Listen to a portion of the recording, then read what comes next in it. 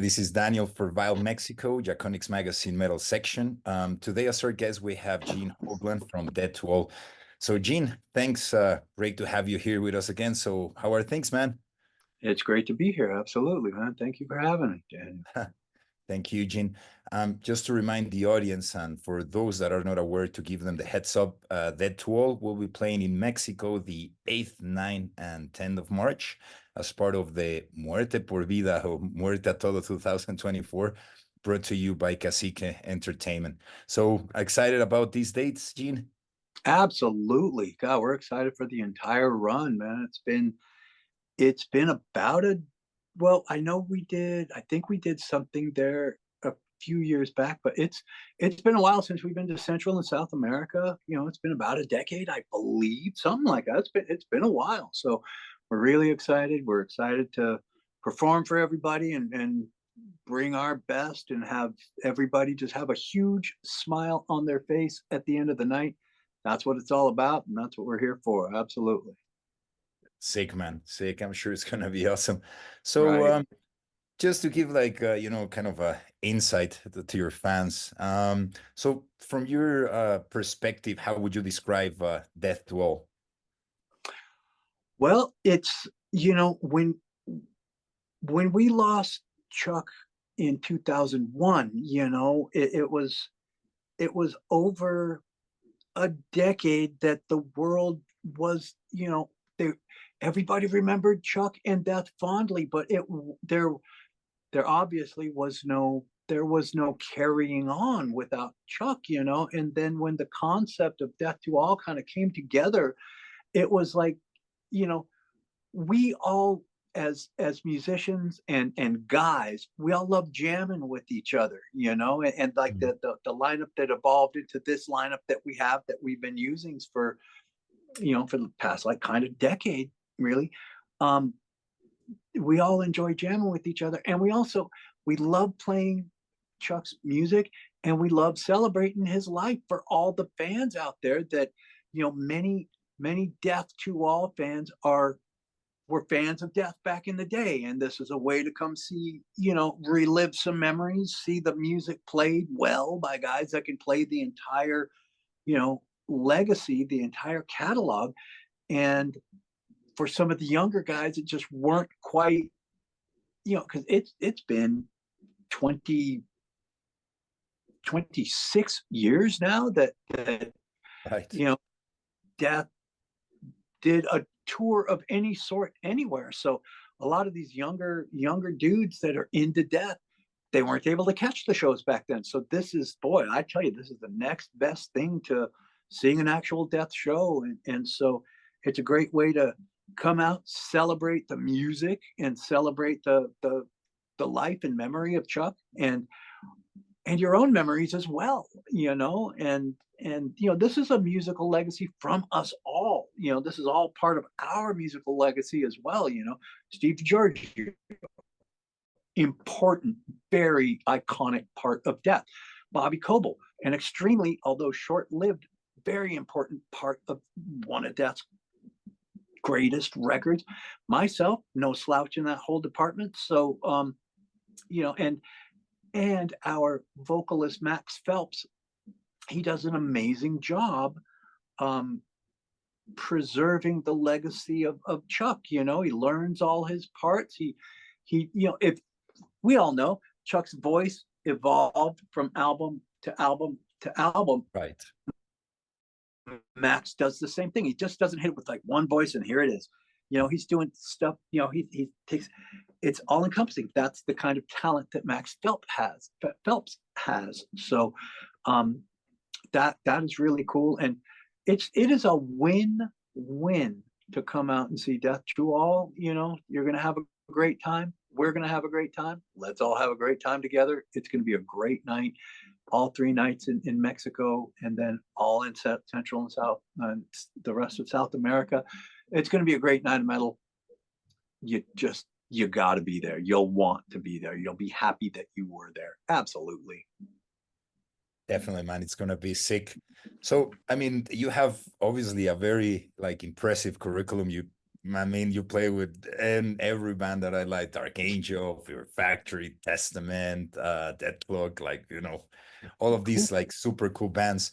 Just like going a little bit, traveling a little bit back to the past, like how did you join, or how was that like that first time when you actually discussed, let's say, with Chuck about death, or what's the story behind it?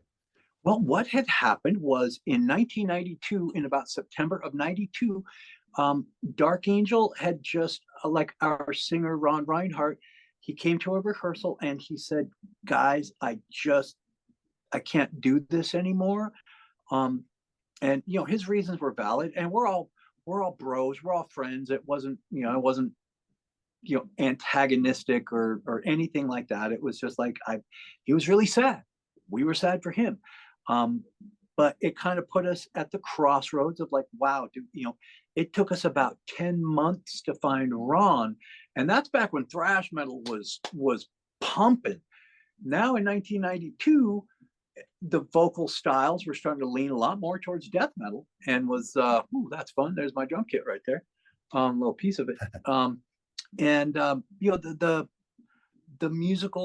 vocal styles and what was heavy was starting to get more into death metal. And so the thrash metal kind of vocal styles it was like, do we want to carry on and try to find a vocalist, or what do we want to do? And so I just kind of took it upon myself to say, guys, if you guys want to keep, carrying on, by all means, please do so. As the drummer and main riff writer, main songwriter, main lyric writer, vocals, all that kind of stuff, vocal lines. I was like, if you can find somebody to carry on Dark Angel's musical legacy with some quality, by all means, please do so. But I think I'm also gonna hit the road and see what I can do with my career. I got to enter a new chapter of my career. So at that time, I was speaking a lot with Borovoy Kurgan, who runs blabbermouth.net. Now everybody knows Borovoy is that guy. Right. And Borovoy it was a great network. Like, you could go to Borovoy and say, hey, which was what I did. It's like, I've got a new project starting. I'm looking for a vocalist. Here's kind of some of the ideas I have for that vocalist. What do you think? He's like, okay. Well, he started sending me some demos of some vocalists. And then out of the blue one day, he called me up and said, hey, man, I've been speaking with Chuck. And Chuck and I had known each other. We knew each other for, by that time, we knew each other for about 8 years. We used to be pen pals back in the tape trading days and that sort of thing. And we toured together in 1989. Dark Angel and Death toured together. So we'd done some road work together. I will admit that tour ended rather acrimoniously between both bands. And so I was like, Borovoy, really? You were talking with Chuck and he wants to have a chat, and I was like, interesting. Well, because our last words we had together were not, very friendly, but we'd been pals beforehand. He's like, just call him up, see what happens. I was like, absolutely, let's do this. Called Chuck up, and I swear we picked up the last cool conversation that we had before all the little nonsense happened. We were teenagers at the time, 20 years old or something, like 21 a piece, kind of thing. We felt pretty young. And we picked up the last cool conversation, just, talking about metal and influences and cool stuff. And so that's kind of how the impetus for the Individual Thought Patterns album came together. Chuck said, I have a riff tape. Let me just kind of, finish it off. I'll send it to you. And, within a week or so, you'll have it. Sure enough. And I called him up, said, I got the tape. I got a million ideas together for what you've sent me. And he's like, why don't we just take this on and see what we can do with it, And I admit, when we had finished chatting that very, very first time, and he was like, I'm going to send you some music, I was really thinking that, Human was the last album that they'd put out. And that was a crushing record. It was so good. I was like, wow, Chuck, myself, Death, the Dark Angel, just it's gonna come together, and we are gonna make this brutal, just assault of metal. And then I got that riff tape, and I was like, wow, this is quite melodic. This is not what I was expecting. So I'm like, wow, okay. Um, so I shifted my gears a little bit, and that was able to allow me to really move forward and lock in all these hopefully cool drum patterns on individual thought patterns. I tried to write a lot of drum patterns that maybe just hadn't been heard before. Tried the same thing with symbolic. You're always trying to elevate your style, elevate your craft. And so if I could bring something to the table that maybe nobody had tried before, double rides, that kind of thing, trying to write some beats that aren't very common, that really serve the riff, serve each song. That's what I tried to do. And so that's where the individual thought patterns album came along. And like I was mentioning earlier on another interview, like individual thought patterns came about in about 3 weeks or so. And then symbolic, we had some time to work on it so that you could hear the difference in the approaches for each record. One was, kind of a bull in a china shop, just really very raw and rough. And then symbolic was a lot smoother and a little more polished, and because we had a little more time to refine the material. So, but that's how it kind of started, and so we had Stevie D as well. And so Stevie D and I had known each other for a number of years before that. So we just became this really, fun little 3-piece of awesome, totally. Oh, that's sick, man. That's sick. So Awesome. yeah, I could totally tell. So, I mean, I know that you're gonna be hitting the road in a couple weeks with a Cryptopsy for the Scream of Perseverance tour as well. Is that right? Right. That's Yeah, right. exactly. I know you have like a couple nights in which I think you're gonna be like, playing perhaps some like Screamy Bloody Gore album songs, Leprosy, Spiritual Healing. What it's gonna be kind of the same thing of what you're expecting to do here in Mexico. I don't know if you can give us a little bit more No, insights. it's going to be vastly different. In Mexico City, we're going to be um, encompassing the entire catalog, the entire legacy of Death from first album to the last album. And on the Scream of Perseverance tours, on many, many, many nights, we're doing 2 nights in each town, where the first night is going to be Scream Bloody Gore, Leprosy, Spiritual Healing, and that's it. And then the next night will be, from Human, Individual, Symbolic, and then Scream of Sound of Perseverance in its entirety. So that's the thing. Mhm. Scream Bloody Gore in its entirety, and then the other 2 albums, and then Sound of Perseverance in its entirety. We're intending on doing Painkiller as well, because it was part of that record. So that's part of what we're intending to do. So the entire album, Sound of Perseverance, and then the other more technical legacy of Death. So there you go. Awesome. Or you can play like for 5-6 hours and just play All right. Yeah. That's it. Hey, we have done many a show that were 2 hours and 10 minutes, and like that kind of thing. We it can, and you never know where the shows could lead off to, because there are times when just all of a sudden a spontaneous jam starts on stage from Stevie D, or Bobby will play something, or I'll kick into a beat. All of a sudden we are going off.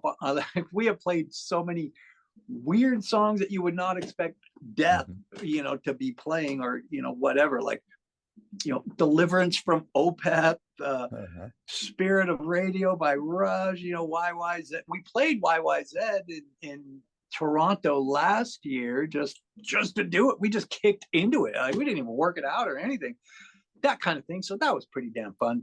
Like, it's really nice being able to play with some really, really talented guys that have a lot of musical knowledge and breadth to their playing, that you can kick into an Al Di Meola song if you feel like it, that kind of thing.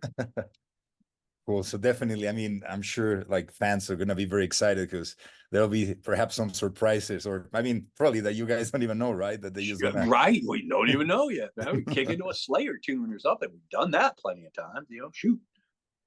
Oh yeah. Oh yeah. Actually, as a curious fact, now that you mentioned that, I mean, correct me if I'm right. Just, I mean, to confirm that or not, but back in the day, you work with Slayer, or like you used Yeah. to work with Slayer doing Yeah. something? Yeah. I was their light kid, and it just started off. I mean, this was in the clubs in LA, and it Uh-huh. just started off as like, I used to go see Slayer all the time. We were all pals and buds and all that. We'd go to the parties afterwards and things like that. And I Mhm. was like 15 years old, and I was going to all the clubs. And Right. Tom had come to me one night before a show. He's like, "Hey man, our light guy can't make it tonight. You see that light board over there? Can you figure that thing out and run it?" And I was like, "Yes, I can." I'm up there doing my lights. It was pretty simple, rudimentary little light board, pre-computerized light boards and all that. Pretty simple. And they were playing like once or twice a week, every week. They were doing tons of shows, 83, 84 kind of thing. Um, and it was just, the next week was the same thing. Our light guy can't make it again. Can we do that? I was like, yeah, sure. So then it just turned out light guy was never going to make it ever again. So I would just show up at the venues, go right to the light board, do the lights, and that was it. And then we were hanging out so much that um, they needed a light guy for their first tour. Their first tour was coming up, and Tom told me later, he's like, "Yeah, I had to come and talk to your parents. I had to come ask your parents for their permission." I was like, "Crazy?" He's like, "You were a minor, I had to come say, hey, I think my parents were probably like, keep him, like keep him out of the road, And so it was all that time that I'd sit on Dave's kit and I would play I would do his sound checks for him so he could go out to the front of house, hear the band, because drummers never get to do that, like a guitarist, wireless. You can go out in the crowd and play your guitar while sound checking and listening to it. Vocalist can walk out with his vocal, wireless mic and hear what it sounds like. Chuck Billy does that all the time. But this one was one way that Dave could, go out and hear his stuff. And so, I just remember, I was also Dave's drum tutor. That's what he called me, his drum tutor, Ooh. with the double bass. He was just learning double bass, and I didn't have a double bass kit. My very first double bass kit I ever played was Dave's, but I just had this natural capacity for. I knew what he was trying to do, like kind of, the Angel of Death chorus beat, that thing in praise of death, that when the song kicks back in, just I knew what he was trying, and I just sat behind the kit and was just flying on the double basses, and he was like, "Dude, I've been to your house. I've played your drums. When did you get, how long have you been playing double bass? You have a single bass kit. How long have you been playing double bass?" And I literally look at my watch. I was like, "What time is it?" Like 3 minutes. He's like, "All right, then what are you doing? Show me what you're doing." I'm like, "Well, I'm trying that. I'm concentrating on my left foot." He's like, "Yeah, that's my left foot is my issue. It's just dragging." I'm like, "Here's what I'm doing." So I just became his drum coach for a little while. We were teenagers, we had no idea where it was ever going to lead, but that was pretty dang fun. Totally. Man, that's right. I'm definitely gonna reach out to you at some point so you can tell us all of these cool stories that you must I have for sure. I got a million of them. Absolutely. I can imagine. Gene, it's been a pleasure speaking to you, and Pleasure's obviously mine, we'll be Daniel. looking forward to see you in a couple of days. Actually, it's just pretty much in Right. It's coming up about like next week. yeah, exactly, About a exactly. week, So for something like sure, that. Excellent, we'll be brother. there to rock out for sure, man. So thank you for your time. Just to remind everybody, Thank you. the tour Mexico 8, 9, and 10 of March, Cacique Entertainment. Thank you again for your time, Gene, and I'll get Thank to you, meet you in Daniel. person sometime soon for sure, man. I'm looking forward to that, my friend. Absolutely.